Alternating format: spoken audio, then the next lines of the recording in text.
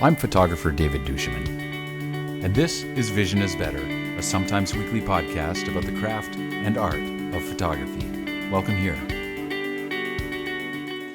Hey, welcome to episode 38 of Vision is Better. I'm David Duchemin, and today I want to talk to you about being a professional photographer. I had a comment on one of the previous episodes asking, is it realistic to expect that you can be a professional photographer in today's economics, and what kind of multiple income streams do you need? And really the subtext of the comment, thank you Adam Schellenberg for the question, was is it realistic? And he sort of said, I'm thinking it's not. Well, I'm here to tell you it is possible. So I've got some thoughts about being a professional photographer. The term itself is totally loaded.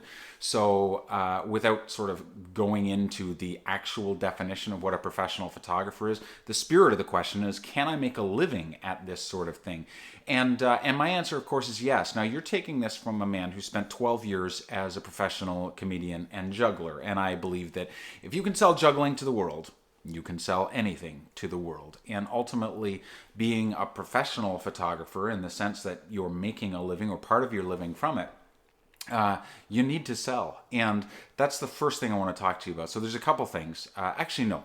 Let me back up. The first thing I want to talk about is this whole thing about being a professional photographer has only got to do with how you make some or all of your money. It has no bearing on whether you are, quote, a real photographer or not. There are a lot of very good photographers out there that are not, quote, professional photographers and yet create stunning art. So this has nothing to do with how good your work is. Hopefully, as a professional, your definition of professional includes excellent.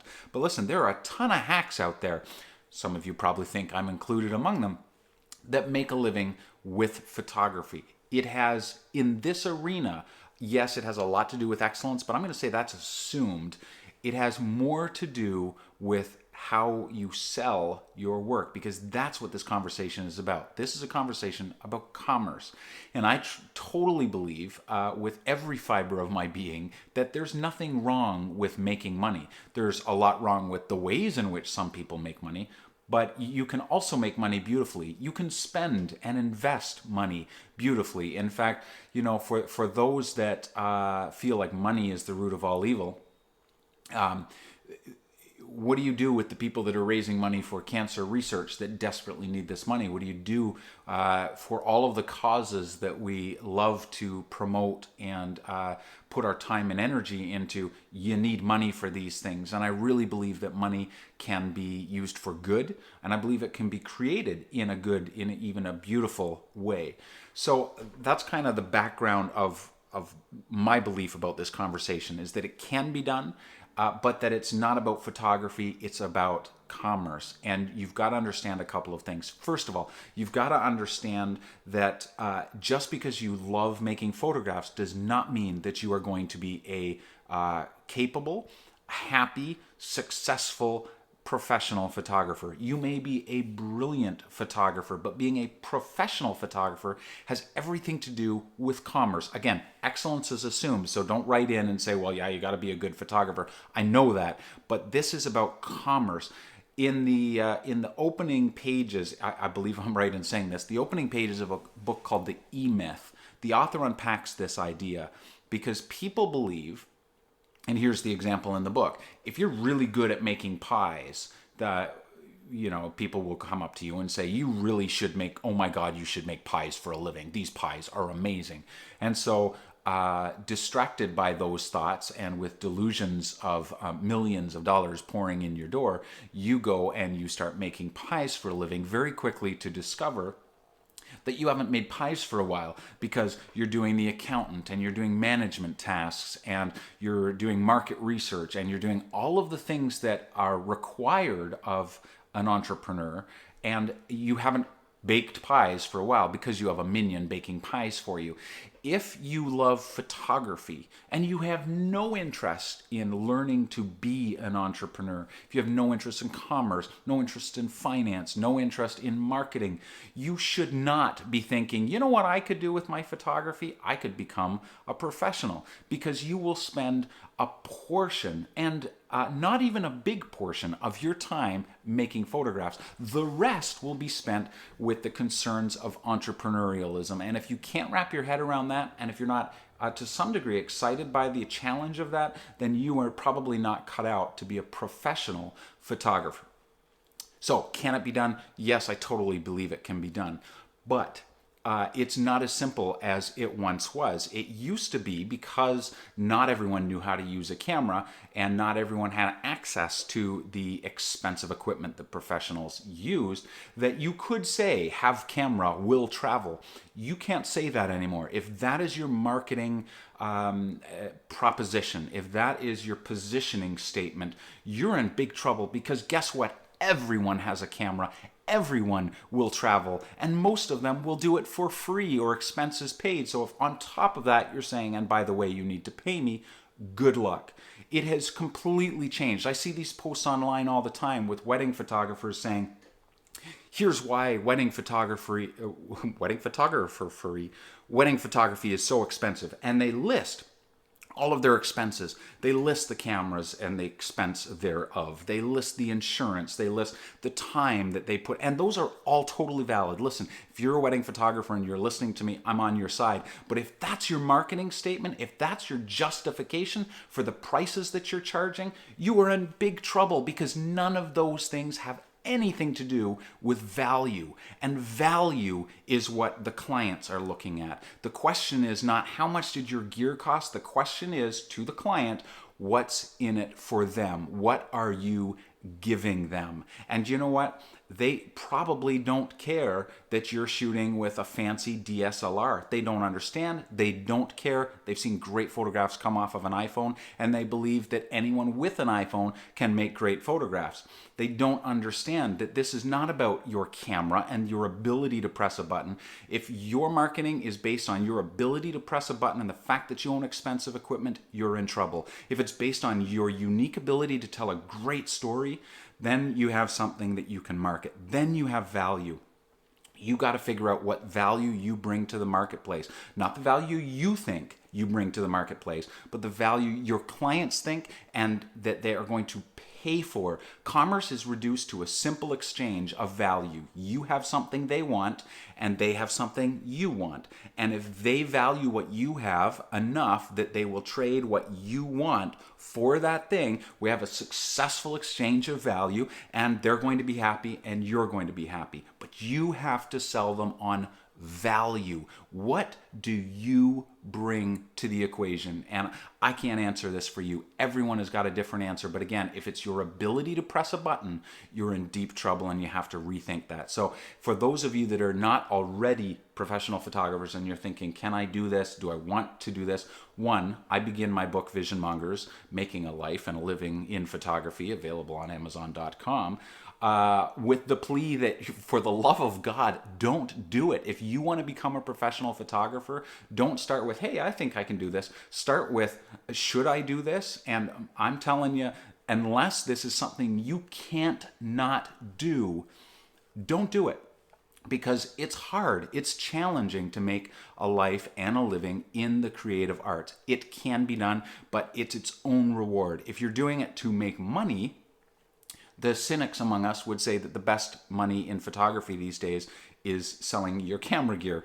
I'm not on board with that kind of cynicism, but it is hard to make a living in photography. It's not impossible, but it better be its own reward, because if you don't love not only the making of photographs for other people, but all of the stuff that goes on to run that business, you're going to not only be struggling to make it, but you are going to be struggling to make it in a business you don't love every single day. So you got to love it. Can it be done? Of course it can be done. There are multiple income streams that you can use to supplement your photography. Some of those multiple income streams might be, if you're a wedding photographer, that during your on season you're photographing weddings, during your off season you're photographing something else. Those would be two different income streams. They might be education, but not everyone is a gifted teacher. Not everyone wants to teach. I love teaching. When I got back into photography, I knew I would do two things. I knew I would tell stories photographically that would help affect change in whatever arena.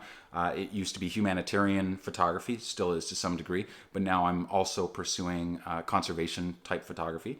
And I knew I wanted to teach. They were things I wanted to do. So my big question to you is not asking, can you do this? Because only you can answer that. My big question is, what do you want to do with your life? What do you want to do with the relatively few hours that we have on this planet? What kind of legacy do you want to leave?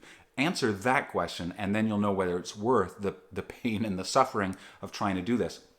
I say that tongue in cheek because I love it, but it is a challenge and it's not easy, and you've got to wrap your head around that.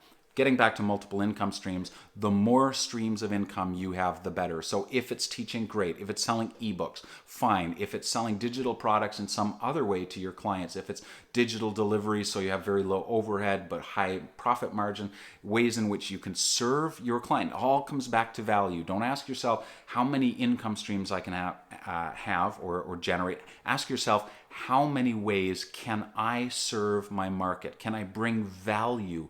It's not about what you get, it's about what you give and how much you can serve. If you can serve a market, if you can develop relationships with your audience, if you can understand their needs and scratch those itches, you have a shot at doing it. How well you make photographs is secondary. Again, excellence is assumed, but in terms of commerce, you have to understand the idea of value, and you have to understand that it's not easy. The entitled are out there everywhere. Everyone thinks that life owes them a living. Life doesn't owe us anything. We work hard for it, we struggle. That's the basis of every great story. I want a thing and I struggle to get it. Does he get it? Doesn't he get it? We don't know. The struggle better be worth it for you. But yes, it can be done. So I want to end this on a really hopeful note, and I want to say this. Understand marketing, understand value, understand finances. If you're not comfortable with your relationship with money, find a way to get there. You need to be able to talk money with your clients. You need to be able to justify your pricing. You need to be able to wrestle with your pricing, because even that isn't easy. There's no templates. Every market is different. Every demographic is different. Every industry niche or segment is different. So you're going to have to wrestle with that kind of stuff, but you can deal with money in a beautiful kind of way. If you've never had comfortable conversations about that, and you always kind of feel like you have to have a shower, I wrote a book. I wrote a book called How to Feed a Starving Artist, and it's available on craftandvision.com. I'll put the link in the show notes. Take a look at it. It's not an expensive book. It's super cheap, but it might be very helpful to you. It's an ebook, so you can start reading it today. But it's about our relationship with money, talking about how we invest it, how we spend it, our relationship with debt. If you're not comfortable with these conversations, you have no business going into business. Anyway, can it be done? Yes, it can. You need to find a market that wants what you're offering, wants it enough that they're willing to exchange what they have for what you have, and then you've got to keep doing that. You've got to keep creating, you've got to keep building relationships, you've got to keep hustling in the very best sense of the word, developing those relationships, finding ways to scratch the itch for I can't believe I just did that. Find a way to scratch the itch of the marketplace of your particular audience, and then keep doing that. If you have any questions, I'm open in the comments section. Leave some comments. I would love to talk to you about these issues. I'm deeply passionate about making a life and a living in the creative arts. I think it can be done, and I think it's really rewarding for those that can't not do it. But it's a struggle, and I would love to help you in that struggle if I can. Thanks so much. We'll see you next time. Remember, gear is good, but vision's better. Take care.